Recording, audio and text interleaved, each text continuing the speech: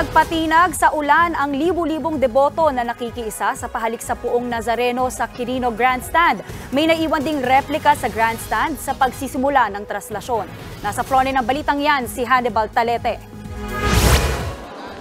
Kagabi pa lang ay puno na ng mga deboto ang bahagi ng Roxas Boulevard na papasok ng Quirino Grandstand. Galing pa sa iba't ibang probinsya ang karamihan sa mga deboto. Gaya na lang ng grupo ni Josie na mula pa sa Plaridel, Bulacan. Naglatag sila ng mga plastik at karton para may mahigaan habang nag-aantay na magsimula ang traslasyon.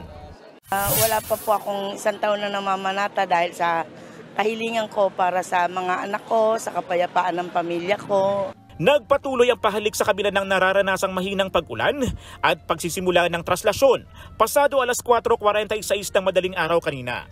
May replika pa na naiwan sa Quirino Grandstand para sa pahalik. Sa sacrifice po talaga, sir eh. Okay lang po, para lang kay Lord. Ang ilang mga deboto nagpulasan sa pila at sumama sa traslasyon. Sa kanto ng Piborgos, lumipat at nag-abang ang mga deboto sa pagdaan ng andas. Alas 5 ng madaling araw nakarating ng Piborgos ang andas ng itim na Nazareno. Lahat naghihiyawan at nagwagayway ng puting panyo. Kabilang sa nakiisa sa traslasyon ang debotong si Elijah na 9 na taon nang namamanata. Ito ang panata na to hanggang sa pagtanda ko na to. Mayat-maya naman ang pagresponde ng mga medik sa mga debotong hinihimatay habang tinatangka nilang akyatin ng andas. Kaninang alauna ng madaling araw umabot sa 175,000 ang mga deboto na pumila sa pahalik sa Quirino Grandstand.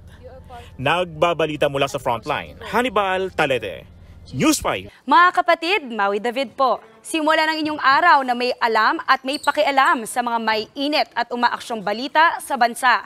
Para maging una sa balitaan, mag-subscribe at mag-follow sa social media pages ng News 5.